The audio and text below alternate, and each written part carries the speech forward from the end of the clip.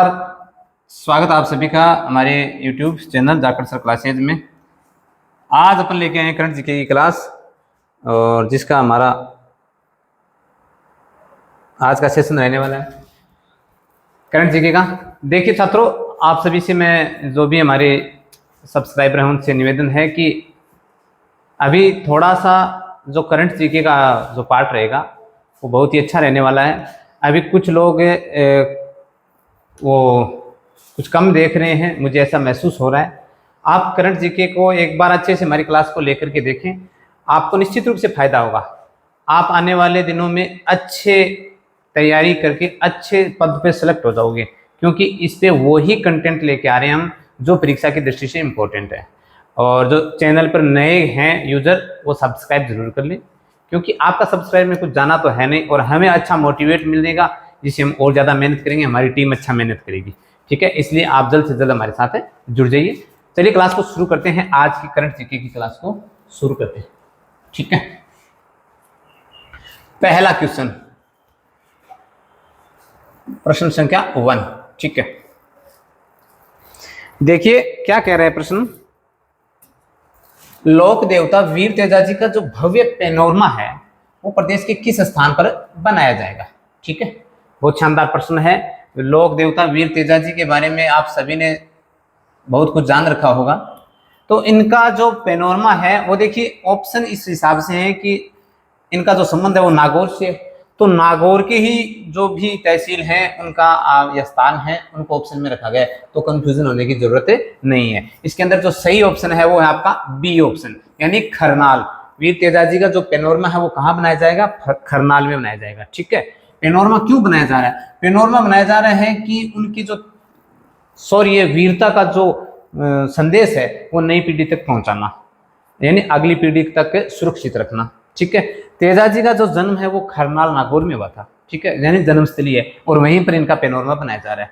तेजाजी के बारे में जो एक पर्वत सर में आपने सुना होगा कि मेला लगता है, पशु मेला। क्या लगता है, पशु मेला। और ये जो पशु मेला है वो बहुत ही फेमस है राजस्थान की दृष्टि से। ये कब से कब लगता है, श्रावण मास की पूर्णिमा से शुरू होता है ये। ठीक है, और ये भाद्रपद की अमावस्या तक चलता है, अमावस्या तक। ठीक है, अमावस्या तक चलता है। इसमें एक तेजा दशमी, दशमी यानी दशमी होती है ना, ये तेजा दशमी के नाम से फेमस है। ये मूल पीक टाइम होता है इस मेले का, तेजा दशमी। ठीक है, ये तेजा जी के संबंध में विस्तृत बात है। तो बहुत ही अच्छा प्रश्न है, खरनाल नागौर में ये बनाया जा रहा है। चलिए इसके बारे में थोड़ा सा डिटेल देख लेते हैं।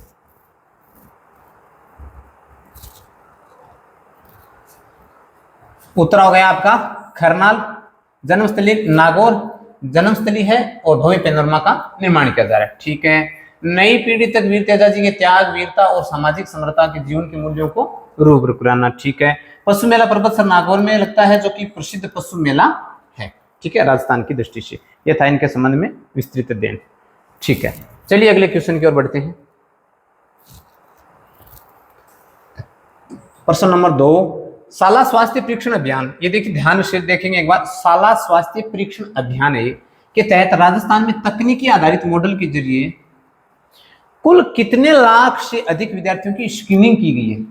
यानी विद्यालयों में तकनीकी आधारित जो मॉडल है उसके द्वारा बच्चों की स्क्रीनिंग की गई है। कितने बच्चों की स्क्रीनिंग की जा चुकी है, इससे अधिक की जा चुकी है। तो आपके सामने ऑप्शन है, इनमें आप अनुमान लगाइए। अगर आपको आ रहा है तो बहुत अच्छा प्रश्न है ये, क्योंकि स्वास्थ्य से जुड़ी हुई चीजें आजकल बहुत ज्यादा चर्चा का विषय है और स्वास्थ्य के ऊपर ध्यान देना बहुत ही ज्यादा आवश्यक है। सरकार भी फोकस कर रही है। तो जो आपका ऑप्शन होगा सही, सी ऑप्शन, वो बिल्कुल सही होगा।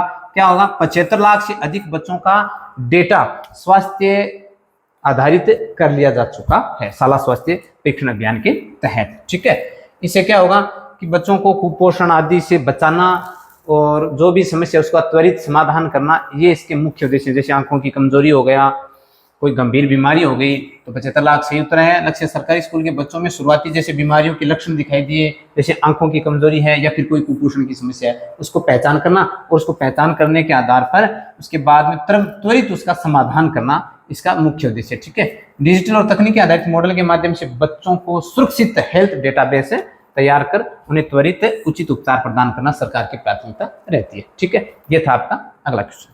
चलिए शुरू करते हैं अगले क्वेश्चन। प्रश्न संख्या 3। ठीक है, विश्व स्वास्थ्य संगठन WHO वर्ल्ड हेल्थ ऑर्गेनाइजेशन द्वारा किए गए world no tobacco day award 2026 के तहत राजस्थान को प्रथम पुरस्कार दिया गया। ठीक है, विश्व के किस क्षेत्र में प्रथम पुरस्कार मिला है, यानी कौन से क्षेत्र में प्रथम पुरस्कार मिला राजस्थान को? वर्ल्ड नो टोबैको जो अवार्ड है वो मिला है। ठीक है, तो देखिए आपके सामने ऑप्शन है, इनमें से किस क्षेत्र में राजस्थान अव्वल रहा है, ये है प्रश्न। ठीक है, तो आपके सामने option A, B, C, D में से जो D ऑप्शन है दक्षिण पूर्व एशियाई क्षेत्र, यानी दक्षिण पूर्वी एशियाई क्षेत्रों में से राजस्थान का जो टोबैको के अंदर जो सुधार कार्यक्रम है वो बहुत अच्छे जमीनी स्तर पे कार्य किया गया है। पर जो धूम्रपान है या जो भी है नशा, उसके अंतर्गत अभियान चला के जमीनी स्तर पे कार्य करवाया गया है और उसके तहत राजस्थान अव्वल रहा है। इसलिए जो दक्षिण पूर्व एशियाई क्षेत्र है उनमें राजस्थान का टॉप स्थान रहा है। ठीक है, और जो राजस्थान है इसके लिए ये बहुत बड़ी उपलब्धि है, क्योंकि इस प्रकार दक्षिण पूर्व एशियाई क्षेत्र में सम्मानित होना कोई छोटी बात नहीं है। ठीक है, चलो देखते हैं। दक्षिण पूर्व एशियाई क्षेत्र में राजस्थान अव्वल रहा है। ठीक है, राजस्थान सरकार द्वारा तंबाकू के ऊपर नियंत्रण करने के लिए युवाओं में ना इसके प्रति जागरूकता और कोटपा एक्ट के कड़ाई से पालन करके उत्कृष्ट कार्य किए गए। ठीक है, और यह प्रतिष्ठित पुरस्कार विश्व स्वास्थ्य संगठन द्वारा दिया जाता है, प्रतिवर्ष दिया जाता है। ठीक है, तंबाकू निषेध क्षेत्र में सर्वश्रेष्ठ कार्य करने वाले वैश्विक या तो राज्य या संस्थाओं को दिया जाता है, जिसमें राज्य सरकार ने राजस्थान राज्य सरकार को चिन्हित किया गया, यह अवार्ड मिला है। ठीक है, बहुत ही अच्छा, क्योंकि राजस्थान की सरकार है उसने जमीनी स्तर पे इस बार 2-3 अभियान चलाए थे और उनका बहुत ही शानदार रिजल्ट रहा, तो इस हिसाब से इनको अवार्ड मिला है। चलिए अगला क्वेश्चन।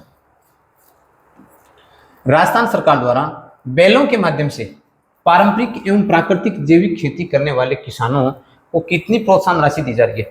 देखो राजस्थान सरकार क्या कर रही है, बैलों के माध्यम से जो प्राचीन समय की जो हमारी जो संस्कृति रही है बैलों से खेती करना, सिंचाई करना, उस पारंपरिक तरीके से प्राकृतिक जैविक खेती करने वाले किसानों को कुछ सहायता राशि दी जाएगी, प्रोत्साहन राशि दी जाएगी। वो इनमें से देखिए आप ऑप्शन में से कितनी है, जिससे क्या होगा कि वो किसान है वो अपने आप को थोड़ा सा प्रोत्साहित समझेगा और उस हिसाब से जैविक खेती की ओर अग्रसर होगा। ठीक है, तो 10,000, 20,000, 30,000, 50,000, इसका आपके सामने देखिए ऑप्शन है सी ऑप्शन बिल्कुल राइट हो जाएगा। 30,000 रुपये प्रोत्साहन राशि मिलेगी किसान को। इससे क्या होगा, किसान है वो बैलों के माध्यम से जैविक खेती करेगा और उसमें जो रासायनिक जो चीजें हैं उनको कम मिलाएगा और पारंपरिक खेती से जो खुशहाली है वो बढ़ेगी। ये इसका मुख्य उद्देश्य है। ठीक है, चलो इसके बारे में देख लेते हैं थोड़ा सा विशेष। देखिए 30,000 रुपये, रासायनिक खादों के हानिकारक उपयोगों को कम किया जाएगा। बैलों के माध्यम से जो प्राचीन हमारी पद्धति है, संस्कृति है, पारंपरिक कृषि, उसको बढ़ावा मिलेगा। ठीक है, बैलों के माध्यम से किया जाएगा। मुख्य लाभ क्या हो गया, पर्यावरण संरक्षण होगा, भूमि की उर्वर शक्ति बढ़ेगी। जैसे अब देखिए जो अभी हानिकारक रासायनिक खाद वगैरह डालते हैं उससे क्या भूमि की उर्वरकता खत्म हो रही है, उसको वापिस सही तरीके से बनाने के लिए, भूमि की उर्वरा शक्ति को बढ़ाने के लिए ये कार्य करना बहुत जरूरी है, जिससे गोवंश का महत्व भी बढ़ जाएगा। ये था इसका सार। चलिए अगले क्वेश्चन की ओर बढ़ते हैं।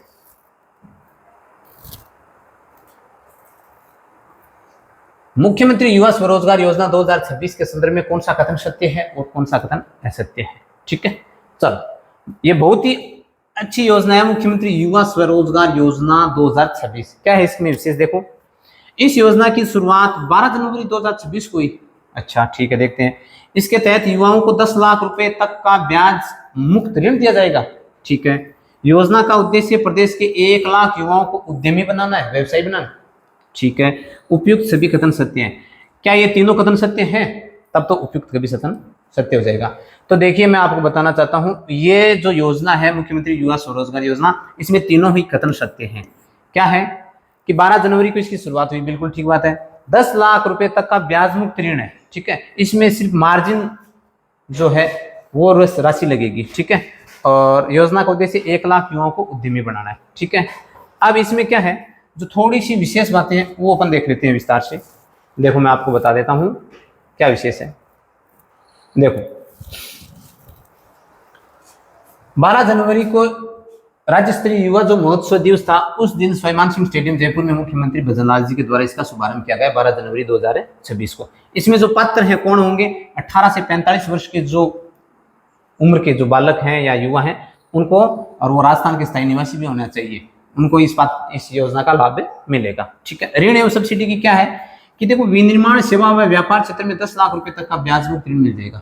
100% ब्याज पुनर्भरण राज्य सरकार द्वारा किया जाएगा। ठीक है। मार्जिन मनी जो है, हमने बात की थी मार्जिन मनी, वो 50,000 रुपए तक रहेगी। ठीक है।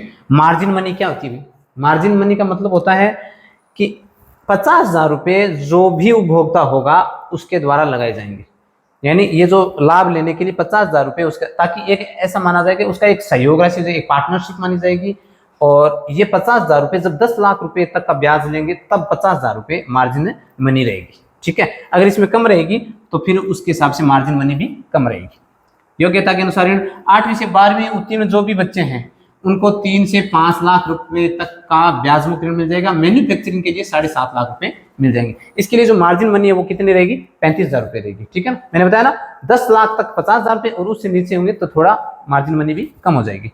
फिर देखिए, अगर स्नातक ITI वगैरह कर रखी है, उच्च शैक्षणिक योग्यता रखता है, तो वो सेवा क्षेत्र में या व्यापार क्षेत्र में लाभ लेना चाहता है तो उसे 5 लाख रुपए मिलेंगे ऋण।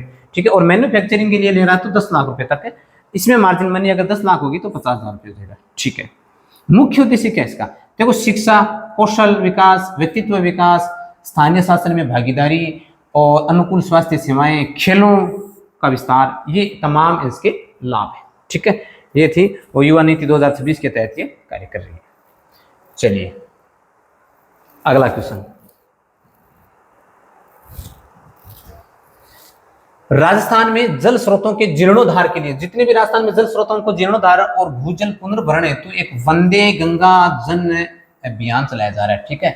वंदे गंगा जन अभियान वो कब से लेकर के कब तक चलाया जा रहा है? आपके सामने ऑप्शन दिए हुए हैं, देखिए सही उत्तर का चयन करना है। ठीक है। 2026 है वंदे गंगा जन अभियान।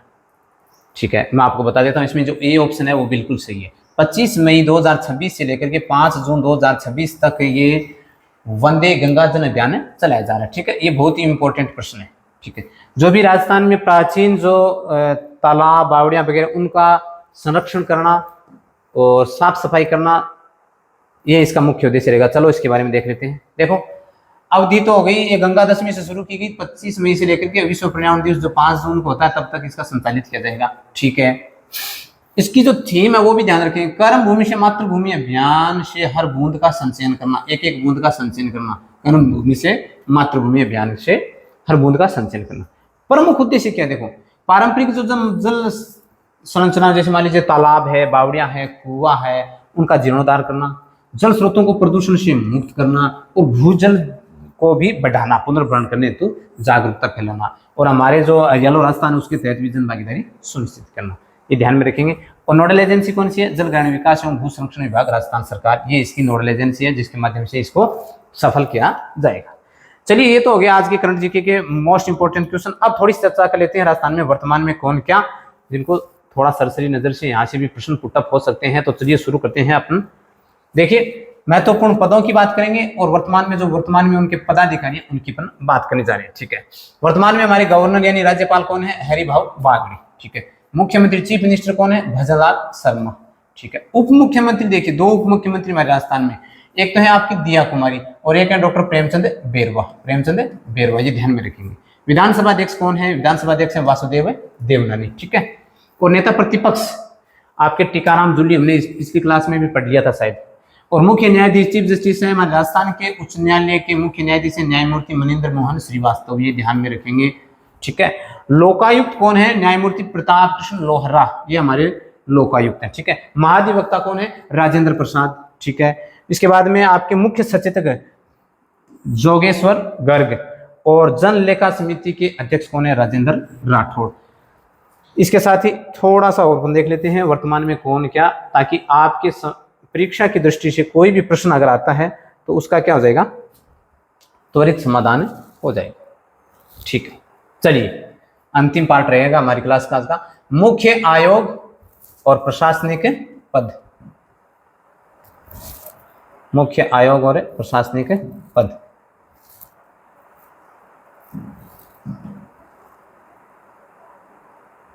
चलो, मुख्य सचिव चीफ सेक्रेटरी सुधांशु पथ, पुलिस महानिदेशक डीजीपी कौन है? उत्कल रंजन साहू।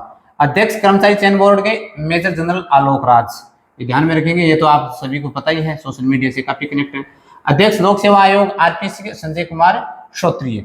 राज्य निर्वाचन आयुक्त इलेक्शन कमिश्नर मधुकर गुप्ता। मुख्य निर्वाचन अधिकारी सीओ कौन है? प्रवीण गुप्ता। और आपके मुख्य सूचना आयुक्त कौन है? डीबी गुप्ता। और अध्यक्ष राज्य मानवाधिकार आयोग न्यायमूर्ति गोपाल कृष्ण व्यास, ध्यान में रखेंगे। फिर अध्यक्ष है छठा राज्य वित्त आयोग के अध्यक्ष कौन है? प्रद्युमन सिंह। ये बहुत बढ़िया प्रश्न है, भी ध्यान से रखेंगे, वेरी इंपॉर्टेंट प्रश्न है ये, ठीक है। और अध्यक्ष राज्य महिला आयोग रेहाना रियाज चिश्ती, ध्यान में रखेंगे भाई। और अध्यक्ष पुलिस जवाबदेही समिति कौन है? Justice HR कूड़ी। ये था आज की हमारी क्लास। इसी प्रकार हमारे साथ जुड़ जाइए जाकर सर क्लासेस के साथ। चैनल पर अगर नए हैं तो सब्सक्राइब जरूर कर लीजिए, ठीक है। तमाम राजस्थान के संबंध में जो भी भर्तियां आ रही हैं उनके लिए विशेष क्लासें रहेंगी आपके लिए, करंट जीके की बहुत अच्छा पार्ट रहेगा। जुड़ जाइए, धन्यवाद।